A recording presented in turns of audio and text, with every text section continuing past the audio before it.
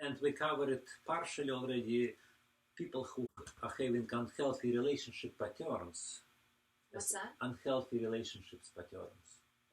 So we build new relationships based on the past traumatic event, maybe experience with, as we discussed, first boyfriend, first girlfriend sometimes. Yeah. And that can result in the pattern of new relationship, which just continuing to draw in the same kinds of relationships over and over again. So if somebody has a strong trauma where they were abandoned and they were left by, let's say, just the mother just decided they didn't want the child and left them with somebody else, and even for a day, for example, or if it can relate. Sometimes, it depends on the sensitivity of the person, but there have been many instances where I've had people come in where their parent just decided, like, I can give an example, somewhere where the mother and father, they decided to immigrate, and they just left both their kids to be raised by the grandparents, and those kids just only got to see their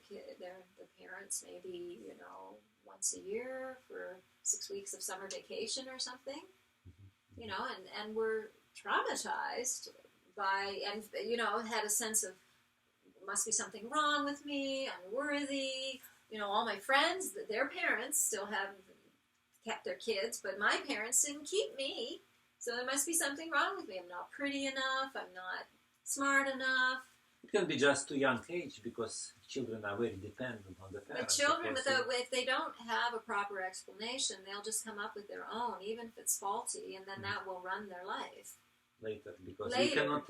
Yeah, because I'm working with an adult right now that has that very type of story where, she wasn't raised by her own parents, and sense of self-worth is, about this big, and just gradually finding herself again and realizing that, it didn't really have anything to do with her parents not loving her or anything. It was just the nature of the circumstances at the time. And so we examine that in a very productive way while they're in the mirror, letting go of the trauma, and it changes everything.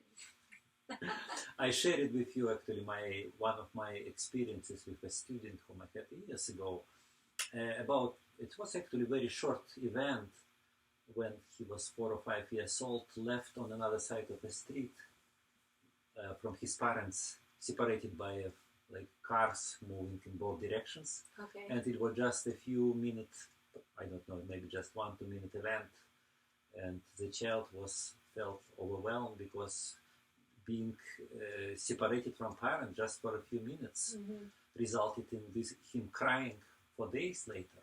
Right. And later, when I was already in 20s and I was testing him, I found that was the event which came up after muscular testing, and the event relates exactly to this situation when parents were standing on one side of the street, he was on another, and it lasted just a few minutes, and that was enough to trigger crying for days, and this kind of was additional clue for me to realize that if he was crying for days, it was very likely to become a trauma later.